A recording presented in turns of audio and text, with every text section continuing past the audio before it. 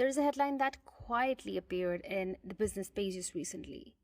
IKEA plans to double India investment to more than 20,000 crore over 5 years. On the surface, it's a familiar story. But if you've been listening to Build a Brand for a while, you know we don't treat headlines as conclusions. We treat them as windows. Because headlines don't tell you what's happening, they tell you where to look. So today we're going to look past the 20,000 crore, past the store count projections, past the 5-year horizon. And instead, we are going to ask a quieter, more interesting question. Why does IKEA still believe that India is worth this level of patience? Why does a brand known for efficiency, cost discipline, and ruthless standardization keep slowing itself down in one of the fastest moving consumer markets in the world? To answer that, we are not starting in a boardroom, we are starting in the store.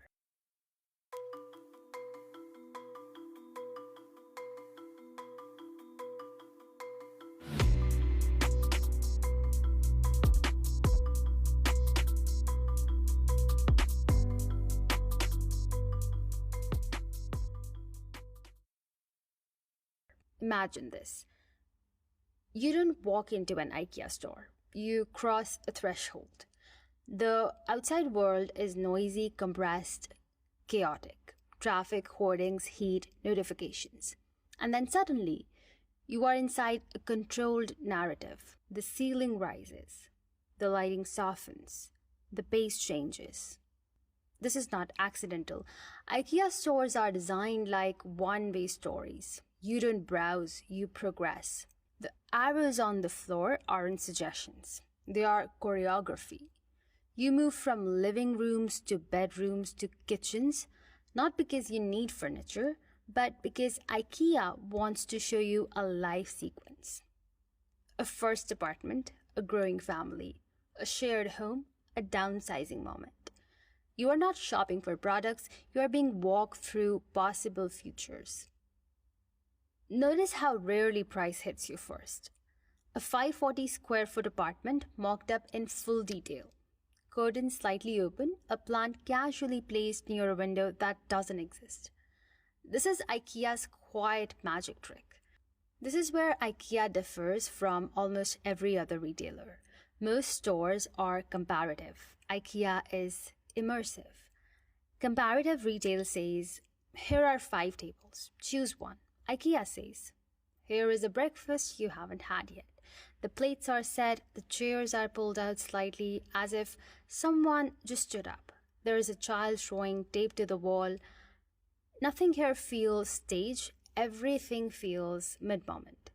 Psychologically, this matters because humans don't buy objects, they buy continuity. IKEA understands that furniture isn't about aesthetics, it's about stability. Where will I sit after a long day? Where will my guests gather? Where will my child do homework? By the time you see the price tag, you are already emotionally invested. Now layer India onto this. Indian homes are different. They are denser, more layered, more intergenerational. One room often performs 5 roles. Living room, guest room, prayer space, work from home zone, festival overflow area. So IKEA in India had to unlearn something.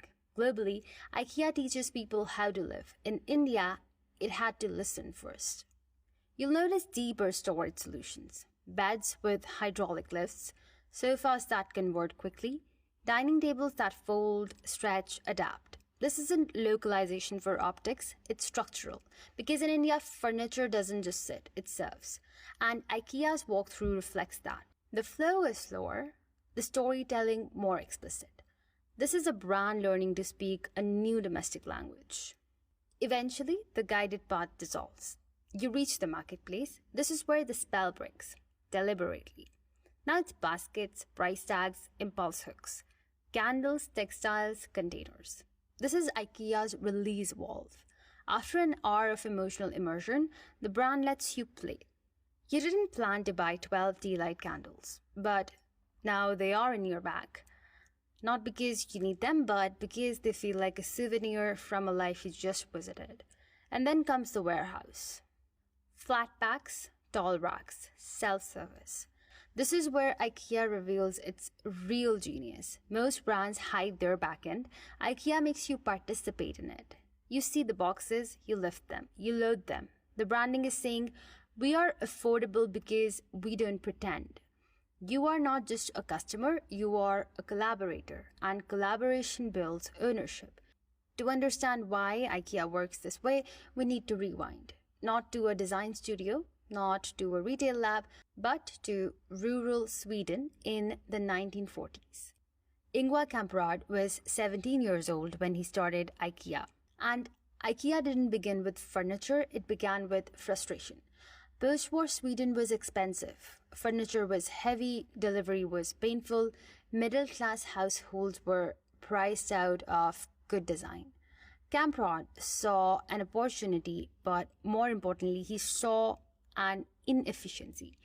Why should furniture be a luxury? Why should good design be reserved for the few? This wasn't a branding insight, it was a systems insight. The turning point came with a table.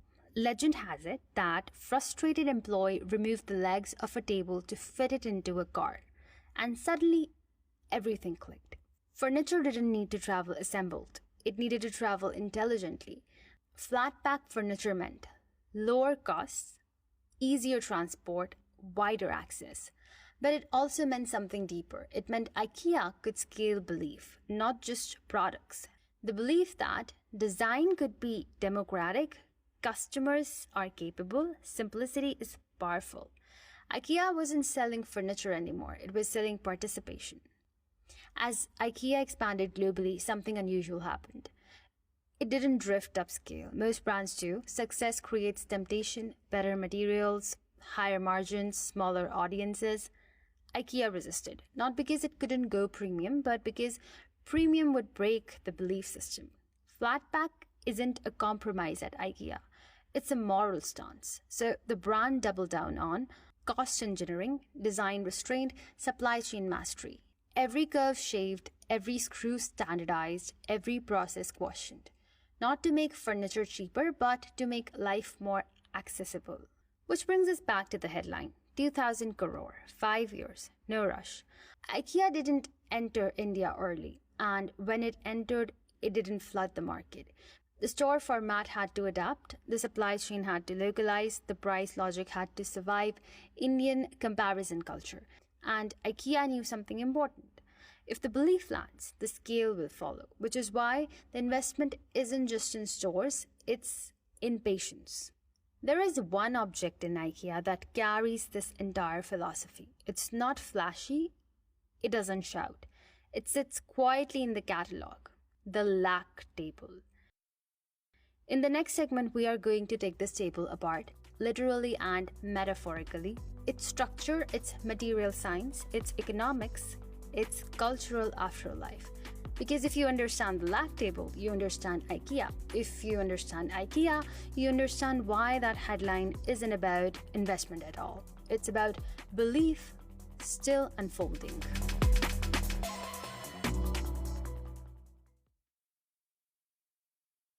Let's begin by doing something IKEA quietly encourages but never explicitly asks you to do. Let's imagine taking the lac table apart. You place it upside down, you unscrew the legs, you lift the tabletop. And this is where most people pause, because the lac table is not what it pretends to be. It looks solid, it feels light. And once you've held it long enough, you realize something unsettling and brilliant at the same time. There is almost nothing inside it. The lac table is hollow. The tabletop is not a slab of wood. It's a sandwich. Thin layers of fiber board on the top and bottom. Inside, a honeycomb structure, usually paper-based. This is not cost-cutting in the lazy sense. This is engineering restraint. The honeycomb distributes weight efficiently. The fiberboard provides surface stability. The result, a table that can hold daily life without carrying unnecessary mass. From a materials perspective, it's elegant. From a branding perspective, it's radical. Because the lac table violates a deeply ingrained assumption that quality must feel heavy, IKEA is saying the opposite. Quality is about function fulfilled, not weight endured. The lag table wasn't designed to be iconic, it was designed to be inevitable. The lag table is IKEA asking a fundamental question: what is the minimum structure required for a table to still be a table? 4 legs, a surface, stability. Everything else is excess, and excess at scale is exclusion. One of the least romantic things about IKEA, and one of the most important, is standardization. The lag table screws are familiar. The Allen key is universal, and the instructions are diagrammatic, language free. This is not convenience, this is worldview. IKEA assumes you are capable, you do not need hand holding, you can assemble your own environment. That assumption is respectful. It treats the customer as a participant, not a passive recipient. In branding terms, that's rare. Most brands flatter you, IKEA trusts you. It's worth pausing here because the Allen key might be the most underestimated brand artifact of the last century. It's small, it's forgettable, it's often misplaced, but it does something extraordinary. It collapses the distance between producer and consumer. When you assemble a lag table, you are briefly inside IKEA's process. You feel the tolerances, you notice the logic, you understand the sequence, and something subtle happens. You stop seeing the table as a commodity, you start seeing it as a result. The lag table is famously affordable. In many countries, it's priced almost provocatively low. Low enough that people joke about it, low enough that it becomes a default purchase, low enough that it enters student homes, first apartments, temporary phases. This is deliberate. Lag is not meant to be precious, it's meant to be present. It's the table you spill coffee on, scratch, accidentally, move 3 times, eventually repurpose or pass on. IKEA understands something fundamental about modern life. Permanence is no longer default. Mobility is. The furniture that pretends otherwise becomes a burden. Here is why IKEA's insight becomes almost sociological. People today live in chapters: college, first job, shared apartment, solo phase, partnership, family, downsizing. Each chapter doesn't need heirlooms. It needs support objects. The lag table doesn't ask you to stay forever. It says, I'll be here while you need me. That humility is powerful because it aligns with reality.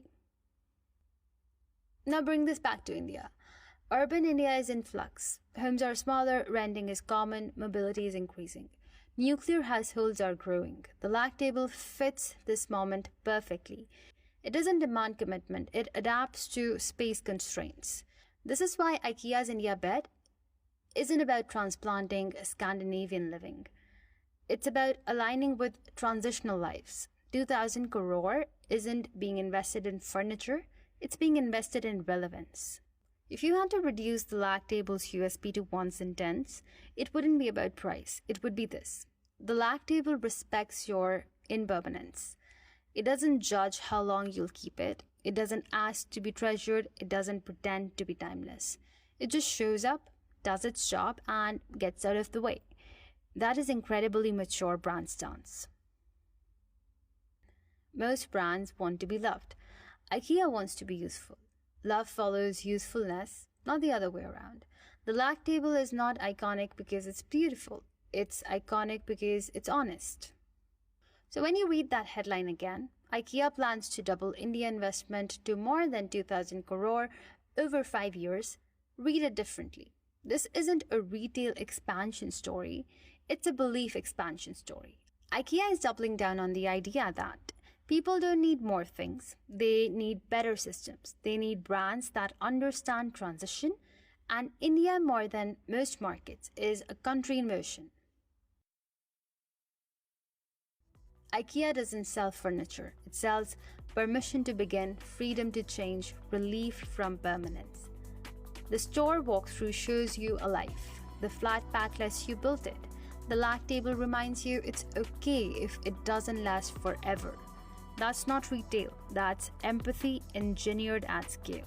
And that's why IKEA isn't rushing India, because belief, like good design, needs time to assemble.